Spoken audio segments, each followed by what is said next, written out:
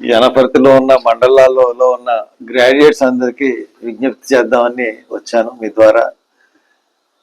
ఈ రోజున ఈ ఎమ్మెల్సీ ఎలక్షన్స్ లో పట్టభద్రుల ఎమ్మెల్సీ ఎలక్షన్స్ లో మీ అందరికీ తెలుసు జీవి సుందర్ నించున్నాడు. జీవి సుందర్ అంటే మా అబ్బాయి. ఈ రోజున కంప్లీట్ గా నెగ్గే అవకాశం ఉన్న అభ్యర్థి. ఎందువల్లంటే అభ్యర్థులు జనరల్ గా మామూలు జనరల్ ఎలక్షన్స్ లో మేనిఫెస్టో ఉంటుంది, నెగ్గిన తర్వాత ఏం చేస్తారు అన్నది చెప్తారు.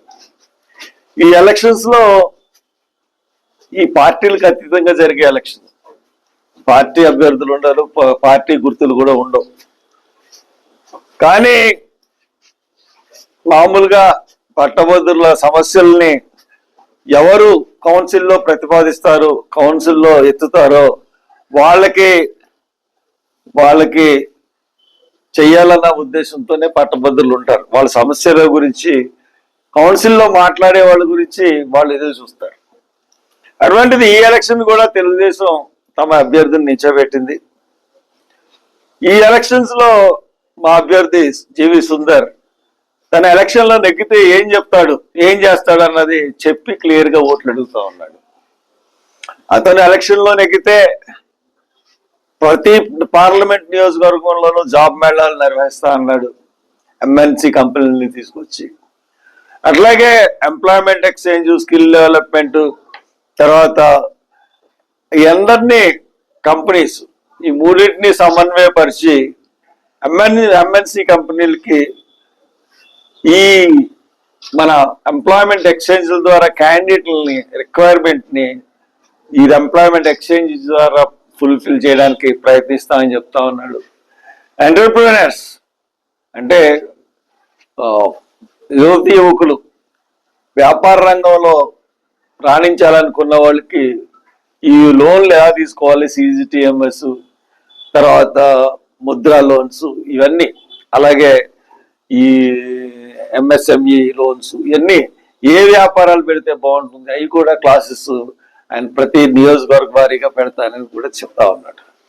అంతేకాకుండా తన గొంతుగా ఉపాధ్యాయుల గొంతుగా అవుతుంది అన్నాడు, తన గొంతుగా నిరుద్యోగుల గొంతుకు అవుతుంది అన్నాడు, తన గొంతుగా కాంట్రాక్ట్ లెక్చరర్ల గొంతుకు అవుతా అన్నాడు, తన గొంతుగా ఆశా వర్కర్స్ గొంతుకు అవుతా అన్నాడు, తన గొంతుగా అంగన్వాడీ టీచర్స్ గొంతుకు అవుతుంది అన్నాడు, జిపిఎస్ ఓల్డ్ పెన్షన్ స్కీమ్ ని సపోర్ట్ చేస్తూ వాళ్ళ గురించి ఫైట్ చేస్తా అన్నాడు, ప్రభుత్వ ఉద్యోగుల గురించి.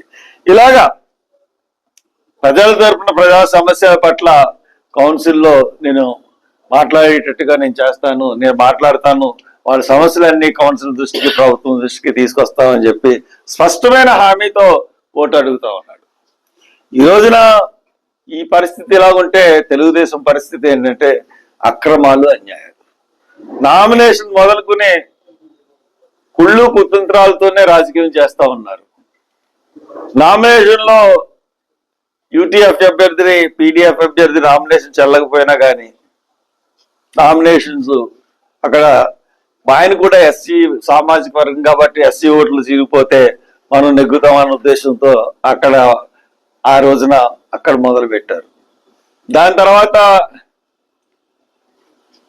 అంటే వేరే ప్రాంతాల్లో ఉన్న వాళ్ళు, హైదరాబాదు, బెంగళూరు, విశాఖపట్నం, ఈ ప్రాంతాల్లో దూరంగా ఉన్న వాళ్ళందరికీ కూడా ఒక యాప్ని సృష్టించి మీరు యాప్ మీద నొక్కండి అనగానే వాళ్ళు ఫోన్ చేస్తారు, మీకు మేము టికెట్లు తీస్తాం, ఈ టికెట్లు మీరు ఫ్రీగానే తీస్తాం, వచ్చి మాకు ఓటేయండి అని చెప్పి వాళ్ళు ఎదవ నైతికానికి విరుద్ధంగా వాళ్ళు ప్రవర్తిస్తా ఉన్నారు. నిన్న గోపాలపురం, వెస్ట్ గోదావరి గోపాలపురం కాన్స్టిట్యున్సీలో పోలీసులతో, సచివాలయం పోలీసులతో వాటర్ స్లిప్లు వాళ్ళంటే తెలుగుదేశం అవి పెంచబెట్టే కార్యక్రమం చేస్తా ఉన్నారు. ఇలాగా ఎలక్షన్ కమిషన్ కి దృష్టికి తీసుకెళ్ళినా కానీ అది పెద్దగా స్పందించట్లేదు. అధికారులందరూ కూడా ప్రభుత్వానికి తొత్తుల మాదిరిగా ప్రవర్తిస్తా ఉన్నారు. కాబట్టి ఈ ఎలక్షన్స్ లో ప్రజలే వీళ్ళందరికీ బుద్ధి చెప్పి సుందర్ని నెగ్గించాల్సిందిగా కోరుతా ఉన్నాను. అంతేకాకుండా ప్రజా వ్యతిరేకత చాలా ఎక్కువగా ఉంది. ఎందువల్లంటే సూపర్ 6 లో ఫెయిల్ అయ్యాడు, రైతులకు భరోసా ఇవ్వట్లేదు, నిరుద్యోగ వృత్తి ఇవ్వట్లేదు, అలాగే సిలిండర్లు ఇవ్వట్లేదు, మహిళలకు 1500 స్కీమ్ ఇవ్వట్లేదు, అలాగే తల్లికి వందనం ఇవ్వట్లేదు, ఉచిత బస్సు లేదు, ఏమి